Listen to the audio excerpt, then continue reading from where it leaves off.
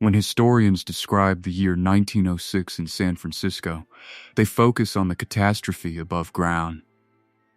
The violent earthquake that struck at 5:12 a.m. on April 18. The fires that consumed the city for 3 days and nights. The devastation that left over 400 blocks in ruins, 28,000 buildings destroyed, and roughly 3,000 lives lost. They speak of the ground splitting along the San Andreas Fault, of wooden frame houses collapsing like matchsticks, of water mains shattering and gas lines igniting into infernos that no fire department could contain. Reconstruction reports from the time, the official bulletins issued by the U.S. Geological Survey and the city's own engineering committees, paint a story of heroic recovery. Engineers and laborers cleared rubble. Planners redrew street grids. New building codes rose from the ashes, mandating steel frames and reinforced masonry to withstand future shocks.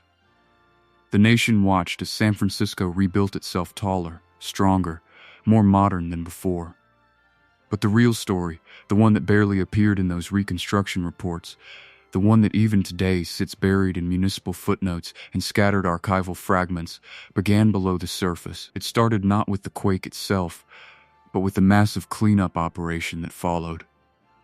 By late April 1906, crews numbering in the thousands, 7,500 men by May, according to contemporary accounts, were instructed to clear debris across the ruined city, remove rubble from collapsed buildings, assess the damage to foundations, prepare the ground for an ambitious reconstruction that would stabilize the terrain and determine whether the land could support the weight of a rebuilt metropolis.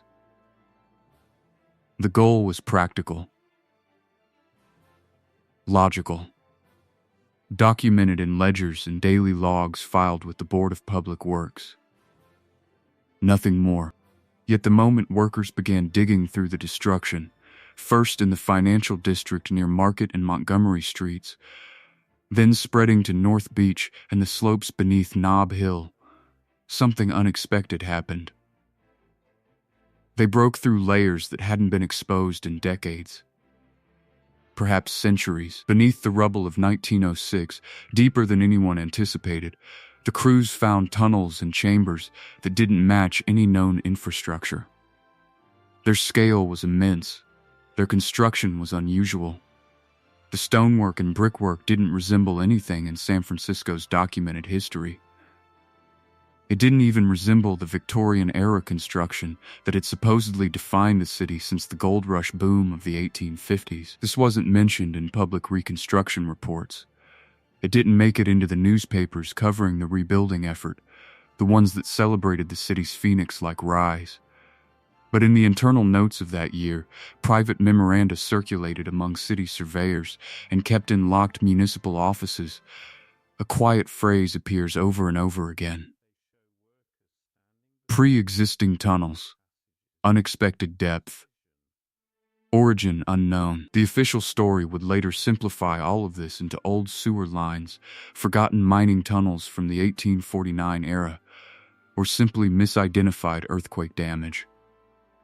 Nothing unusual, nothing worth discussion. Move along, rebuild. But the survey photographs from the time, the ones developed in dim municipal darkrooms while San Francisco rose from the ashes, show something different. They show workers standing beside brick-lined passages built with a precision far superior to anything in the city's official construction records. Tunnels wide enough to drive carriages through, yet absent from every map drawn since the 1850s. Arched corridors fitted together so expertly that even in the grainy quality of early 1900s photography, the craftsmanship is unmistakable. Drainage systems carved directly into bedrock that don't appear in any city planning document from the Spanish colonial period through the American annexation. And the deeper they dug, the more the layers stopped looking like Victorian infrastructure, and more like infrastructure that had been built over, buried, and deliberately forgotten. Reader, pause here. Picture the scene on a foggy morning in early May 1906, A crew of 20 men, picks and shovels in hand, working a site just off Sacramento Street. The earthquake had already exposed a fissure in the pavement.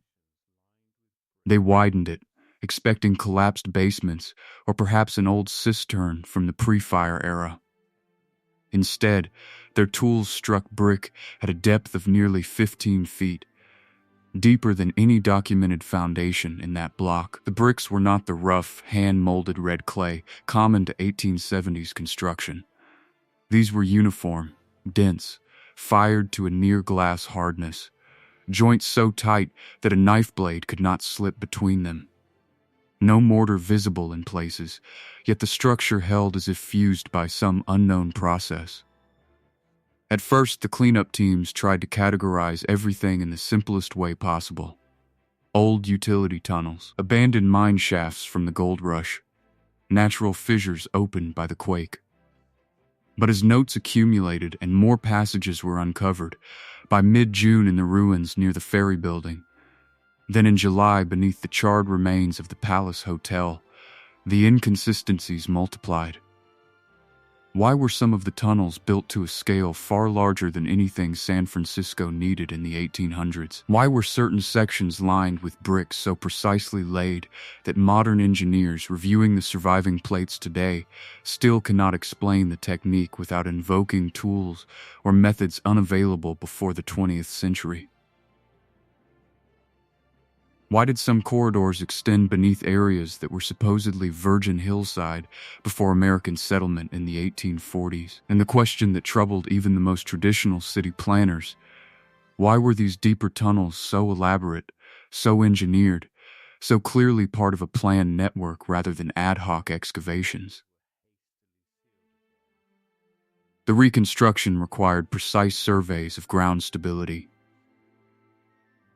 City engineer C.E. Grunsky and his teams mapped every square foot of downtown, yet the subterranean infrastructure beneath parts of the financial district, North Beach, and the base of Nob Hill appeared built for a city far larger and far older than the San Francisco of public record. Cleanup teams quietly admitted among themselves that the depth and scale didn't line up with any construction timeline they knew. And although none of them were using terms like hidden history in their reports, they were acknowledging something just as unsettling. Someone had built beneath this land before, not simple tunnels, not primitive mine shafts, a network. As the documentation increased, so did the silence. Reports became shorter. Descriptions became vague. Photographs stopped showing the full extent of the passages. And then the excavation zones were hastily sealed again in late 1906 and early 1907, filled with rubble from the earthquake, covered with new construction, and much of what was exposed was returned to darkness. Only fragments remain. Notes, a handful of photographs, and the quiet testimonies of city workers who saw the tunnels before some sections were permanently closed. But even from what survives, a pattern becomes visible. Passages too elaborate for San Francisco's known history. Brickwork too advanced for the accepted timeline. Construction methods that look inherited from some earlier, forgotten master plan. Infrastructure that seems to belong to a different era of building entirely. When the reconstruction teams moved past the first recognizable layers beneath the ruined city, the expectations were simple. They believed they would find earthquake damage, perhaps some old basement foundations and scattered remnants from early gold rush construction. Nothing unusual, nothing extraordinary. But within weeks, that assumption collapsed. Because instead of a neat sequence of collapsed buildings and natural bedrock, the teams uncovered a stack of infrastructure layers that didn't behave the way layers of a normal city are supposed to behave. The first anomaly was alignment. Each layer, post-earthquake fill, pre-earthquake Victorian, and whatever lay beneath, seemed to follow the same grid, the same orientation, the same geometric pattern. Different eras shouldn't do that. Different city planners, different construction companies, different decades. They don't build in perfect alignment with infrastructure buried meters below them. Yet beneath San Francisco, they did. Tunnels from one era ran directly above tunnels from another. Passages lined up with passages buried far below them. Drainage systems shared the same trajectory, even when separated by unknown decades or centuries. It was as if every group that ever built on this soil was following an original city plan, one that no longer existed in any archive. As the workers dug deeper, the layers became stranger. Beneath the expected Victorian-era brick and timber, they began encountering stonework that looked nothing like 19th century construction. Much larger passages, much tighter brickwork, systems that seemed too mathematically precise for anything in San Francisco's documented timeline. Some tunnels appeared almost overbuilt, perfectly arched chambers with flawless curvature, crafted with a precision that didn't match the construction methods of Gold Rush-era California. And then came the discovery that puzzled even the most experienced engineers. Entire sections of the deepest tunnels were filled with hardened mud and sediment packed so densely it took days to excavate, layer upon layer of compressed earth. As if these passages had been deliberately buried or had been submerged and filled naturally over time. Yet there is no historical record of San Francisco experiencing flooding severe enough to fill underground tunnels to this depth. No map showing ancient waterways beneath these specific points. Nothing that explains why large sections of the deepest infrastructure look like they had been intentionally entombed beneath layers of mud and debris. Survey photographs taken in June and July 1906 show this clearly. Workers standing beside passages so large that men look small in comparison. Brickwork laid so precisely that even today engineers study the archival images in disbelief. Arches and joints that resemble infrastructure far older and far more sophisticated than anything Gold Rush San Francisco is credited with. But the most unsettling detail was not what appeared in the photographs. It was what didn't appear in the archives. The official reconstruction reports written in the years after the earthquake barely mention these features. Some drawings omit the deepest tunnels entirely. Certain layers of infrastructure are summarized with vague terms like pre-existing utilities or earlier construction, even though the photographs show they were far more complex than that. The silence is hard to miss. Because if these deeper layers truly belong to known historical periods, why weren't they described in detail? Why weren't the unusual construction techniques documented thoroughly? Why were the photographs scattered across city archives instead of gathered into a comprehensive municipal report? Even some of the brickwork raised questions. Joints too tight, surfaces too smooth, patterns too uniform. Marks that look less like hand-laid brick and more like mass-produced precision construction. Construction that, according to the conventional timeline, didn't exist when those tunnels were supposedly built. What the reconstruction teams uncovered was infrastructure that didn't match Gold Rush construction, didn't match Victorian engineering, and didn't even match itself across different depths. Instead, it formed a strange architectural language, one that seemed to come from multiple eras, yet somehow remained unified, aligned, and impossibly sophisticated. The first shock came with the chambers themselves. These weren't crude mining tunnels or narrow utility passages.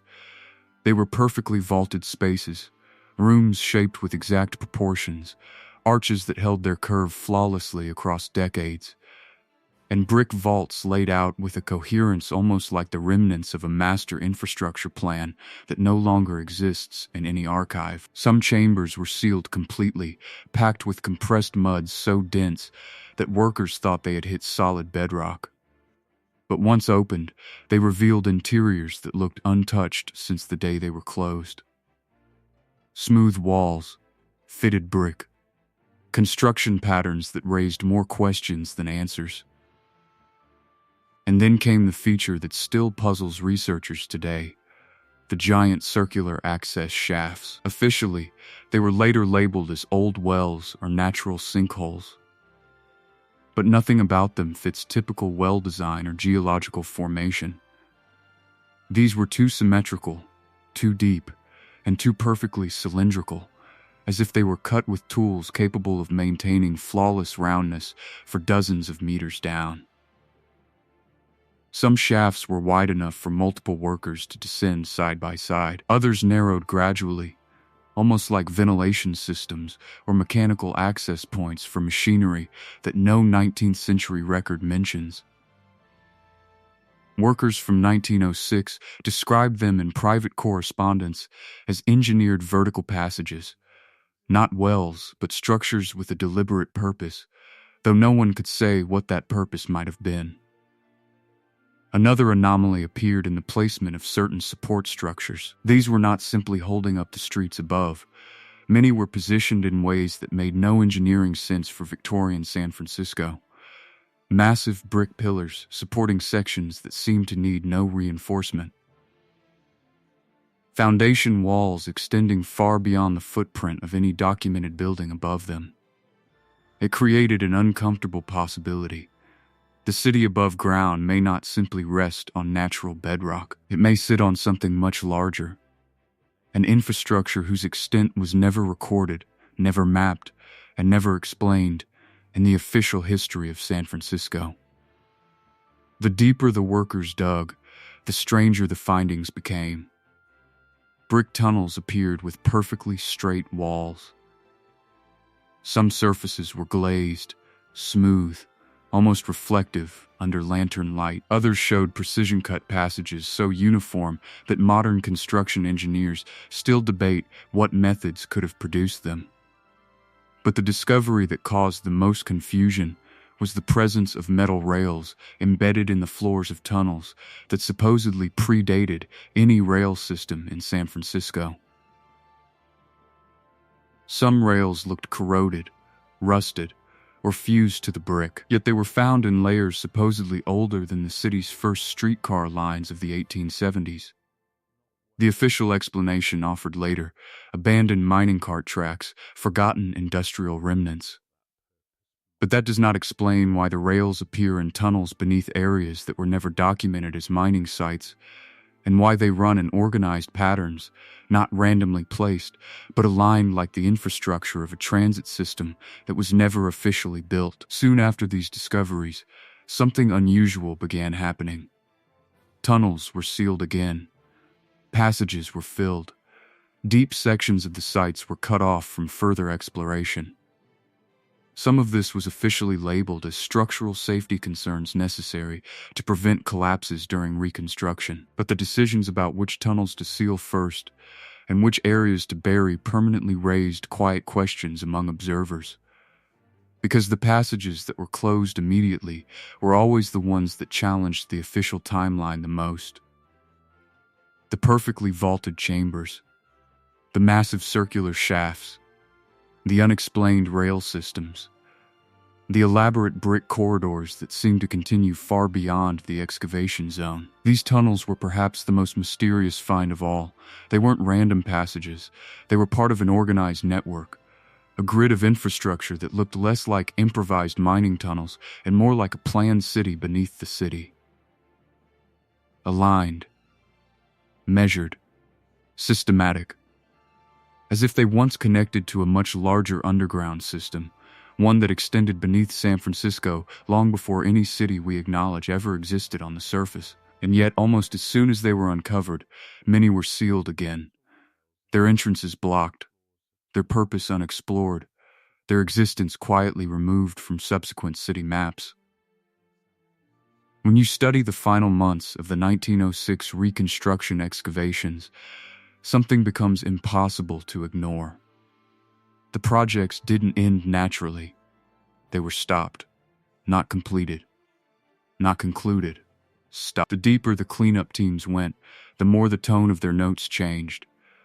Early entries were matter of fact, almost routine. But by mid-1907, the language becomes cautious, vague, and strangely incomplete. as if someone else suddenly controlled what could be written down. And this is where the final mystery begins. Because the last tunnels they opened beneath San Francisco weren't ordinary. They weren't Victorian utilities. They weren't gold rush remnants. They weren't even identifiable as anything from the accepted historical record. They were something else entirely. Multiple reports, the few that survived, described brickwork that suddenly shifted from the familiar to the unexplainable. Walls with joints so tight you couldn't slide paper between them. Vaulted ceilings shaped with precision that pre-modern San Francisco was never supposed to have.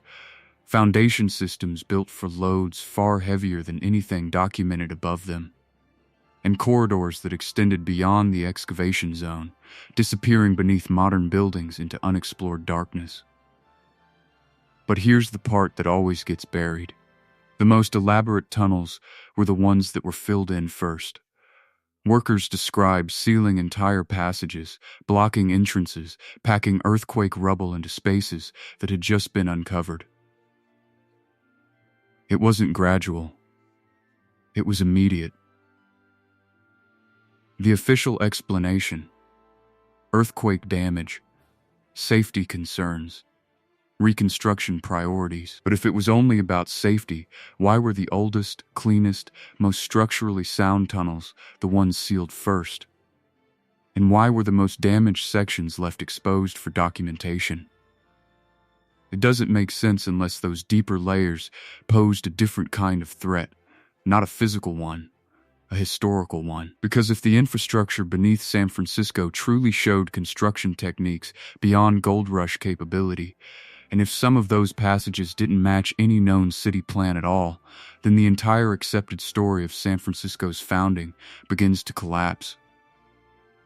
Imagine what it would mean if modern San Francisco were built on top of something far older, something massive, something engineered, something we didn't build. Imagine what it means if the mud-filled tunnels weren't natural flooding, but deliberate attempts by later peoples to hide or repurpose what came before. And maybe that is why the 1906 discoveries were quietly reburied, not to protect the sites, but to protect the narrative. The surviving photographs tell their own story.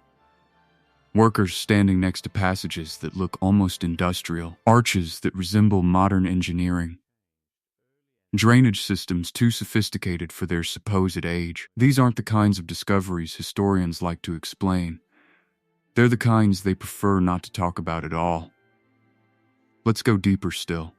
Consider the site at the corner of California and Powell Streets, near the old Flood Mansion on Nob Hill. In August 1906, a crew clearing debris for new foundations broke into a vertical shaft nearly 20 feet in diameter. Perfectly circular, plumb to within an inch over its visible depth of 40 feet. No tool marks consistent with hand chisels or even the steam-powered drills of the era. The walls were lined with the same impossibly tight brick, but here the bricks transitioned into a glazed ceramic-like material that resisted picks. Private notes from a surveyor named J.R. McNally, later suppressed and only rediscovered in a misfiled box at the San Francisco History Center, described it as a ventilation or hoist shaft of unknown purpose, predating all known settlement. The shaft aligned exactly with a similar feature uncovered 2 blocks away on Mason Street, and with yet another beneath the ruins of the Crocker estate. 3 points on a grid. Deliberate. Planned. Or take the rail system. In a tunnel beneath what is now the Embarcadero, workers in September 1906 unearthed 2 parallel iron rails, gauge approximately 4 feet 8 inches, standard for later streetcars, yet embedded in a brick floor that sat beneath a layer of compacted sediment dated by the crude methods of the day to well before 1848. The rails showed signs of heavy use, polished wear patterns, bolt holes for ties long since rotted away.